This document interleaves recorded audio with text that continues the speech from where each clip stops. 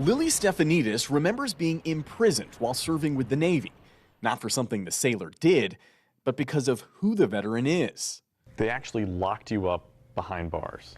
They locked me behind bars for a couple days and gave me a couple slices of bread and a cup of ice every morning. For decades in America, being LGBTQ could get you thrown out of the service under the military's homosexual conduct policy. Department of Defense records obtained by NBC News show more than 32,000 vets were forced out since 1980. I'm disgusted. I'm disgusted by that. Steffanides, who identifies as non-binary, was ultimately kicked out of the Navy in 1989. Military paperwork blamed homosexuality, giving Steffanides what's known as an other-than-honorable discharge, which can leave veterans without valuable VA benefits like healthcare, tuition, and home loans. Steffanides spent years homeless. I felt that I was kind of something to be discarded. This changed you. Absolutely. It absolutely changed me. It altered the trajectory of my life. Gay service members have been thrown out of the armed forces dating back to World War II.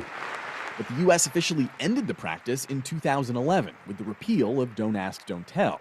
Today, veterans must apply through the military to get their discharge status upgraded, and separately with the VA to get the benefits they're owed. Neither process is automatic, putting the burden on veterans.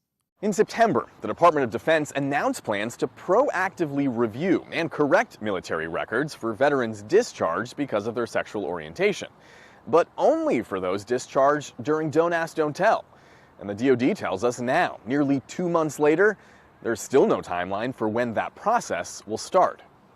As for the VA, records we obtained show its review takes an average of 233 days to determine benefit eligibility. That's too long. We brought our findings to VA Secretary Dennis McDonough. We are going to continue to work at this as aggressively as we can. Steffanides applied for VA benefits in 2019 and finally received them more than 10 months later. But the wait continues for the military to upgrade the veteran's discharge status to honorable. I need my country to tell me that I'm okay. Do you know what I mean? To tell me that I'm equal. Steffanides is now part of a class action lawsuit against the Department of Defense, which asks the military to systematically upgrade discharges for service members kicked out for their sexual orientation. The Pentagon says it doesn't comment on pending litigation. Steffanides, who has stage 4 prostate cancer, worries waiting much longer won't be an option. I may not live to see the discharge upgrade. How often do you think about that? Well, I wonder every day. I wonder every day. It's this, how much time do I have left? Bigad Shaban, NBC News, San Francisco.